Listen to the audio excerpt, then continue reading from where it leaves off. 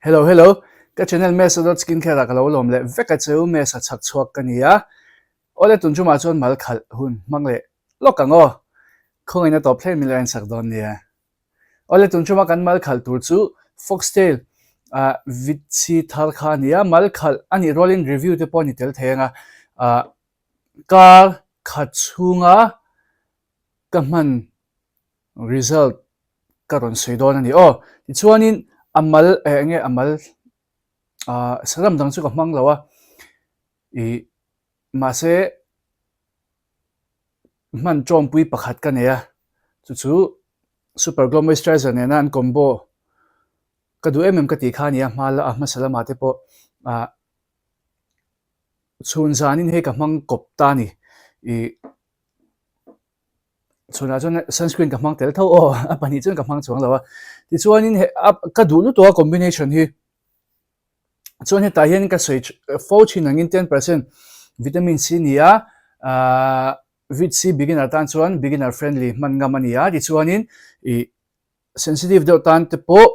hi chu a pure form ani lawa vit C pure ani lawa derivatives an hmanga ethyl ascorbic acid an hmang to ti chuanin beginner friendly sensitive friendly te po ti thei to chuan glutathione brightening ingredients can do antioxidants kha omboka chuanin hydration booster vunti hydrate theitu tur khatiang kha omnuala hydrating tela ma se amom chuang lawa ama hi a texture hi kan tilang photanga chuanin nakina result ka donte ka ron soilenga hi texture nia han noi zo hianin tlemin enge ban lek kha om ve ban che bang kha om ve mo ma se chu tenga he ban chuap overnight glow mask tenga ban deuhlek ang khani chuang lawa ban lek ang chu khani ta ti chuanin in blending na he englo chuanin asia metatin noi zon hu reilo te moisturizer he ka hmang le ngal ta ke chu he alo dry ve deuh tho bok ne tlema he matte finish alo ne bok nen khanin khatianga ban rei ang kha om lo ke ma chuan mo he tlemin ala hnong deuh ta te ro in la in mu thenga a glossy deuh a glow deuh ta chuan moisturizer te ka hmang le mai ta a chunga khan ka hman thuam mai ta ni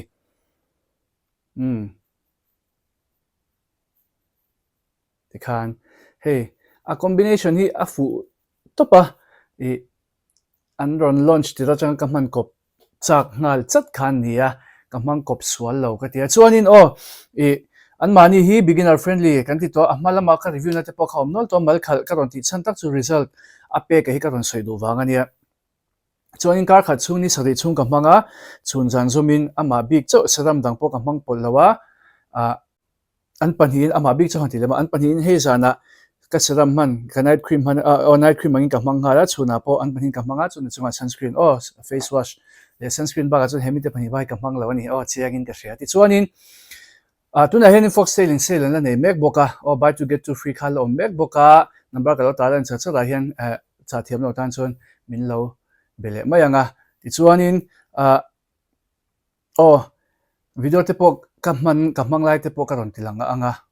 ni sari chung ka hmang lai chu ka ron record vek lo ni khata chang ni thum te chuan a top ani sari na te po ka ron tilanga a first day ka hmana chuan hei hoile khata result lang hal ko thei khani lawa timayang khatenga chak vudvud khani lo boka chuanin kan hmang chhozela ni ni thum ni lini nga ni runi sari ka mai bol na nu sports tilai mo he ka man tira video day 1 ka man tira ron langsa de le tilai langsa de te kha azia to lu to ni sari nu a chuanin mo chuanin a sports kha ti dala ati re hal dok chuan lo kar khat chung khan ati re hal vut chuan lo ma se ati zia ma chuanin man reng chuanin enge result kha a thadon ti kha chenga ni sari chunga enge a fate ti mayang ati dal mana ati a sports tour enge a sports goal kha chuanin bur khat kha chu bur khat kha chuan bol remote sports ang kha chu a hne don ti kha cheng ve ni atang goal lang kha chuna chadon sports goal lang chuna chadon ti kha chianga chuanin mai duk bok kha boy kan ni ka ringa a chadon viawin ka hria ma se ati reang chu ka ti dot ngam lawa chan chu mai du ke chu thil enkol how tak le permanent in kan lifestyle in zero phe chon lo enkol thavia poni la ron omle mai thei te tin aduk dal deuh te hlek te por ron tak le thei mai thei te khani ve a I chu wang chuanin I lo hmang ula mai du ka po lo hmang tho ula ma se sunscreen reapply poimo zia kha lo thei ngil lo ula chuanin enge I skin care ka thla da lu tuk tu la chu ka ti chape lo tiang te kha lo nei lo ula kha tiang kha ka tong zeu zeu tun lai chu I ka thla vek engma po ka hnoi pi lo tiang che ka tong le zau china mi ron pe tu te lo nei lo sham sham ula khang tiang kha ti chuanin foxtel vit si big chu kema chuanin a result chu tha ka tia tin brightening a po an tha ka tia vun an ti hnum an ti nal chuan vun ti hnum to chuan hei ka pu tel lo thei lo hei ka soitel lo thei lo vun an ti hnum a hei hianin vitamin C tho an nia chu ti ro chuanin 2% chaw ni ta super glow moisturizer a hi chuanin tin appear kha an ni lo ve ve bok ta chu wang chuanin ethyl ascorbic acid ve ve khan manga chuan hi tai chuan nano technology khan mangta khatiang wang khan tin peptides te lo om le sel boka niacinamide nen mo vun kha ati hriselani he super glow moisturizer chuan ati hnum nala ti chuanin a hei chu actives la man ron insolving a vitamin C ba ka glutathione oma anron focus kha chiang renga tiro ka idea tel na ka ti khani nge boka hei chu ti chuanin chu tianga wanga ron fakha ka ni chong lo ta ma si tuna po hei a result chu in chianga hei hladeu chang pe chu alang to lo ta camera hian in spot chi alang chiang du lu tuk ta ataka pe chuanin a hria to mang lo zo ka ni camera ai ma chuanin chu tiang vel chu ni a tha ka tia bol ka bol na nu sports entinga ka ti reang a sports si a duk a bol na nu duka hin enge ka manang tia te khanin hei man si don vi win ka hria chunjan zom poin lo mang thea tin akarla ka AHA BHA lo exfoliate zeu du pon in exfoliate thei thawa hemi kha in lo mang kop lo me nga AHA BHA te overnight glow mask te exfoliating toner te le acne spot corrector te khana man kop thei lawa chu wang chuan kha khain lo hrek ta ranga khamin man zan kha chon hemi kha chin lo mang lo me nga hemi te pani kha chuanin vitamin C om lo na te khain lo mang nga engkim man pol the hydrating moisturizer te nourishing moisturizer te tin oil free moisturizer kan du deuh kha om to aron om le to boka non restock le to boka chuanin SPF primer om po kha restock le chep to in ka ringa ka request na sa to comment ate po khan in man chak to thu te kha lo sei ve ula an lo share ve thena ti chuanin adu ho kha chuanin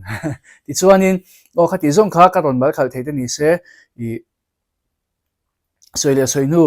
ka kha chunga result te khan in sheta in mang do module mo kha chu in thu ni thawa chuan in lo mang do ni chu hemi combo nen hian hemi pani te nen hian lo mang ve chin tu kha kan recommend ve chu ni a pani khanin lo mang ko ve chin ula result thateng huem in be se phaim ti te po kha video hi chu om rang don chu wang chuanin ka khan nu vela te mo in ron comment anga result soi to in ron comment le chi danga kha tiang khanin lo ti ve ula ti chuanin hemi hi in lo mang thei khelo ni po khanin moisturizer hydrating moisturizer te oil free moisturizer te le oil balancing moisturizer nourishing moisturizer adang ho nen khan man kop thei veka skin barrier ke skin repair cream te nen khan aman kop vek thei thawa hemi chaw nen khan man kop thei chaw lo dang te nen khan man kop vek thei chuwang chuanin lo lungai lo ula kha khain lo sharang don nia le serum te nen po amix hey rapid spot reduction te nen po a combo a thatho a man kop thei tho ma se kema chuanin hemi result ngor ka hriat cha ka wang khan a product long a result ka hriat cha ka wang khanin hemi long hian ka mangat ngat hemi long hian ka manga ngat serum bi ka chuanin chu in lo hre ve hrim don nia chuwang chuan kamal khalna po a result 7 days ka ron ti ngat na chan po ka ron ti ngam ngat na chan po amal ngor ngora ka man wang hi ni chuanin hi tuna po products dang ka try me ka karon soile thoi thei tura ngai la abekin pores lampang pores chungchang soi pain chu te po chu kan ron mal khaltel thei chho tura ngai yang le tun chu ma chu ka du to le photanga tin foxel offer discount code cha tlom na link le code kha noya description box ka lo dalenga cha thiam lo tang ka number tal na milo whatsapp le mai don nia tun chu ma chu ka du to le photanga ka channel te milo subscribe pa ka video te milo like ka milo share sak to kan som non le chewa video le pe ka kan mole chho don nia